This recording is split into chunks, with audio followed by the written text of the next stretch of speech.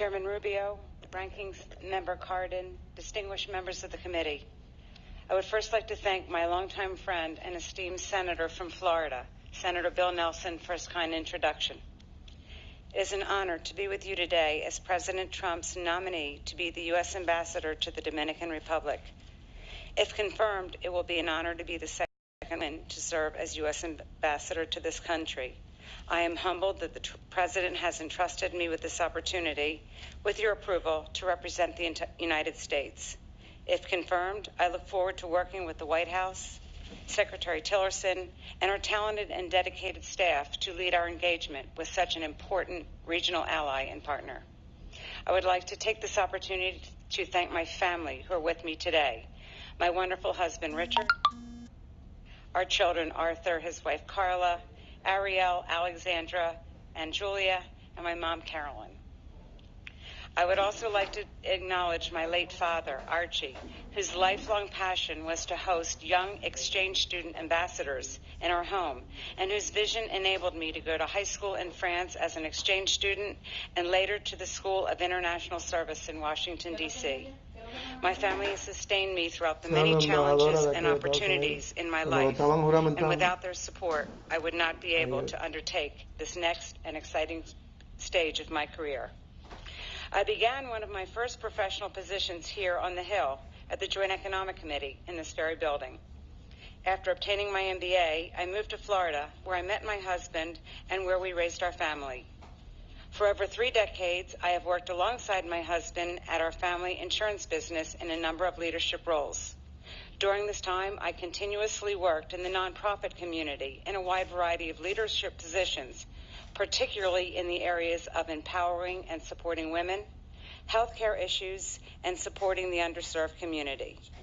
I am especially proud that as the co-founder of the bipartisan organization Palm Beach County Cares, I helped facilitate the delivery of medicine and critically needed supplies to our fellow Americans in Puerto Rico and the U.S. Virgin Islands in the aftermath of devastating hurricanes. I am confident that my education and my experience in the public sector, private sector, and nonprofit worlds have prepared me for this important diplomatic mission. If confirmed as U.S. Ambassador, I will work closely with the personnel from across the government to lead our embassy's efforts in forging stronger bonds with the government and the people of the Dominican Republic. If confirmed, this appointment would be especially meaningful to me as a Jewish American. My grandfather, Morris Stein, fled Russia as a child with his family to escape religious discrimination. They came to the United States to pursue the American dream of religious freedom, human rights, democracy, and economic opportunity. That is why I'm humbled to stand before you today and, if confirmed, pledge to continue the fight to preserve these American values. In the Jewish faith, we have a saying, when you save a life, you save the world. During World War II, the Dominican government and its people opened their arms to thousands of Jews who were seeking refuge from the atrocities in Europe. Serving as ambassador would be a personally significant way for me to show gratitude for how the people of the Dominican Republic cared for the Jewish people in their time of need. The Dominican Republic and the United States share a long history.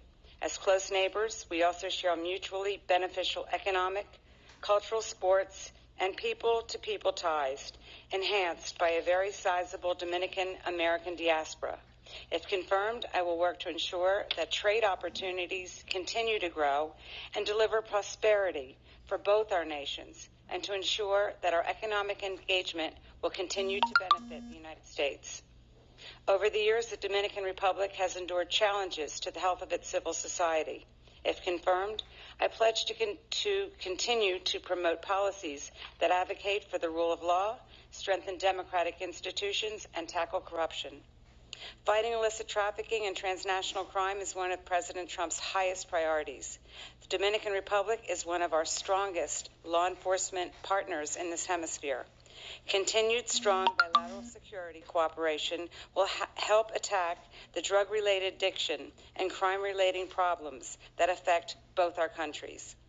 Finally, if confirmed, I will work tirelessly to facilitate humanitarian, cultural, and educational exchanges